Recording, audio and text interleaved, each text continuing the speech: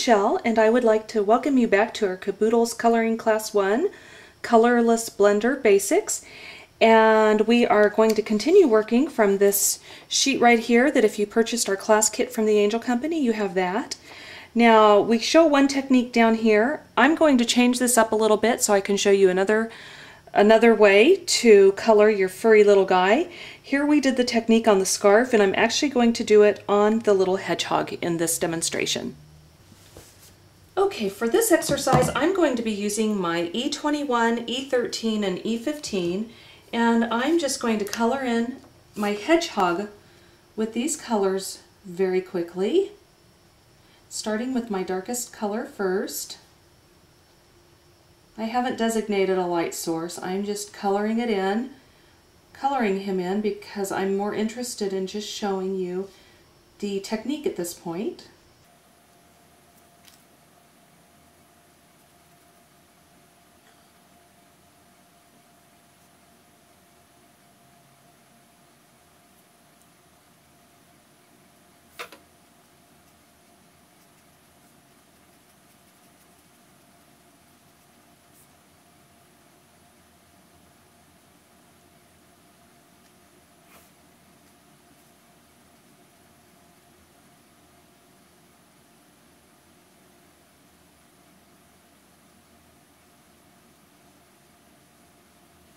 I've decided that for this technique I'm going to go ahead and focus on just getting a nice, even, smooth blend, which means coloring in circles to achieve that.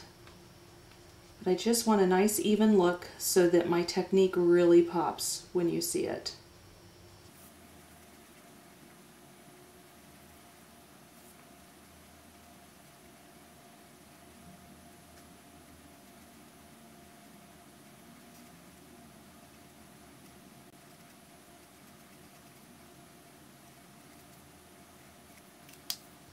Okay, I realize I went out of the lines there a little bit on it, but I'm not going to worry about it.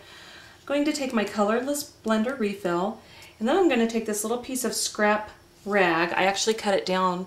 My husband buys these shop towels at our local hardware store, and they're great. They're very inexpensive, and I can just cut them down, and they're perfect for this.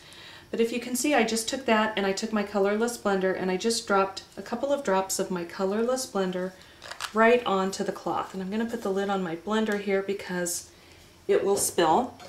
So this is nice and wet. I'm just going to wrap it around my finger, and then I'm just going to put it right on here and lift it up. Put it down and lift it up. Down and up. And this is going to create the texture on my hedgehog. Now, if I wanted to continue going over the image and adding more texture to it, I could.